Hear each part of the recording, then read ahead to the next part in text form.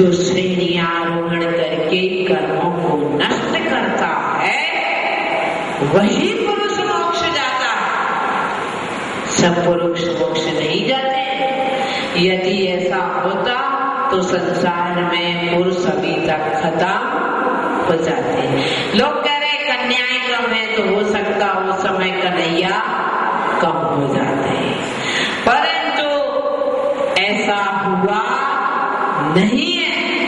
इससे सिद्ध होता है कि मोक्ष जाने के लिए तो चाहिए साधना, और उसमें एक निमित्त है पुरुष पर्याय। पुरुष पर्याय से ही मोक्ष मिलता है, परंतु वह साधना युक्त हो तो।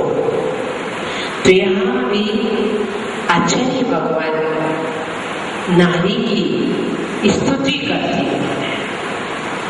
कौन सी नारी? प्रश्न चिन्ह है। कौन सी नारी? जो तीर्थंकरों को जन्म देती है। वो स्वयं तीर्थते हैं, स्वयं भवसागर से पार होते हैं और अन्य भव्य जीवों के लिए मार्ग प्रशस्त करते हैं। आप तो खाते हैं, खिलाते हैं, फंसते हैं, फंसाते। खुद ने भी शादी कर दी और बेटे की शादी में देखो क्या कूद कूद के नाच नाच के बेटे की शादी करते नहीं? फूले नहीं समाते।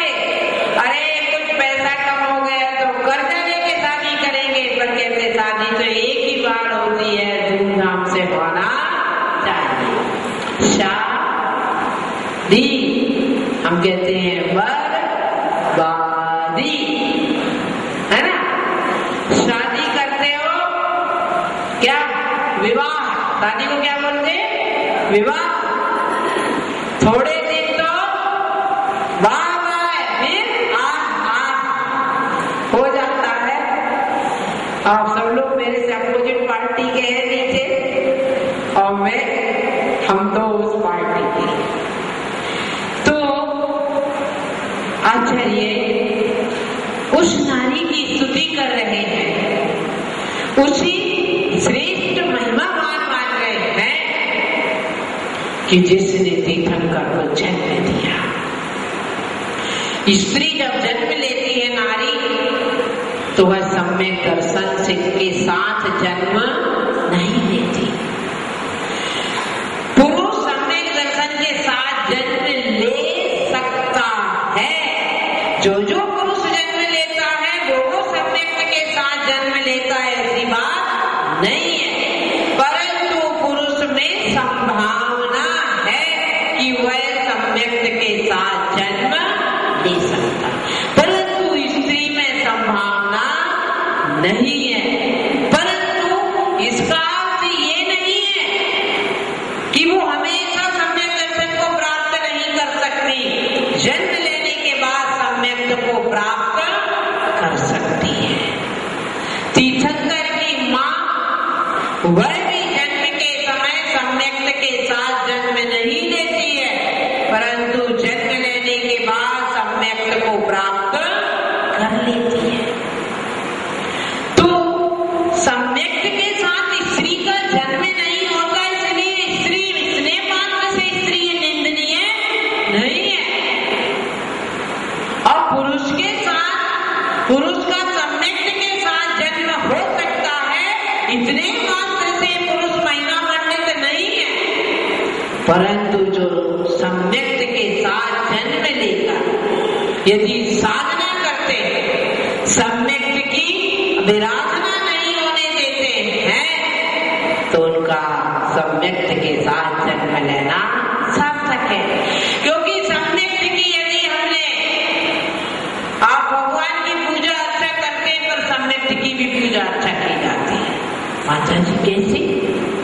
उसके प्रतिकूल आचरण नहीं करना। सम्यक से च्युत ना हो जाओ, इसलिए सम्यक की जो भावनाएं हैं उनका हमेशा पालन करना, यही सम्यक दर्शन तो तीर्थंकर की मां को भगवान आचार्य भगवान प्रशंसा कर रहे हैं, स्तुति कर रहे हैं, सराहना कर रहे हैं। क्यों? कि तुमने ऐसे पुत्र को जन्म दिया है जो अनेक जीवों के मन में धर्म को जन्म देने की क्षमता रखता है। वैसे स्त्री जन्म अच्छा नहीं, परंतु किसी अपने जैन धर्म कहते ना बड़ा शादवाद है, स्त्री पर्याय अच्छी नहीं है। एक पक्ष ये है, परंतु दूसरा पक्ष है कथनचित स्त्री पर्याय अच्छी है। क्यों? तीर्थंकर को जन्म देने वाली मां नियम से मोक्ष को प्राप्त होती है। स्त्री बनना है, नारी बनना है तो इंद्र की सखी बनो, क्योंकि वो भी मोक्ष जाती है ना। तो सखी बनो या तीर्थंकर की मां, सामान्य की मां नहीं बनना। माता जी ये बात, पहली बात तो अच्छी लगी कि तीर्थंकर की मां बनना, इंद्र की सखी बनना, परंतु दूसरी बात अच्छी नहीं लगती। क्यों? कि आचार्य ये कह रहे हैं कि वह नियम से मोक्ष को प्राप्त होती है। आचार्य भगवान अपनी इस बात को अच्छे ढंग से प्रस्तुत करते हुए एक उदाहरण दे रहे हैं कि जैसे बच्चे को कहानी सुनाने से बच्चा कथा को बहुत जल्दी समझता है, ठीक इसी प्रकार आचार्य ने प्रत्येक काव्य में उदाहरण का अवलंबन लिया है, क्योंकि उदाहरण के माध्यम से बात बहुत जल्दी समझ में आती है। तो जैसे पूर्व दिशा में क्या है, नक्षत्र कहाँ है? पूरे सॉरी में, परंतु सूर्य कहाँ उदित होता है? पूर्व दिशा से। वह एक है, फिर भी संपूर्ण विश्व को प्रकाशमान कर देता है। नक्षत्र बहुत बड़े हैं, फिर भी वह टिमटिमाते तो हैं, है ना, टिमटिमाते तो हैं, परंतु वह प्रकाशित, स्वयं को प्रकाशित है, परंतु दूसरे को प्रकाशित करने की क्षमता नहीं रखते। ऐसे ही जैसे सूर्य अपने आप में बलशाली है, प्रकाशित करता, ऐसे भगवान आप भी सूर्य के समान है, भव्य जीवों को मार्ग प्रदर्शित करते हैं। इस प्रकार बहुत अच्छी स्थिति की। महिलाएं क्या सोचे?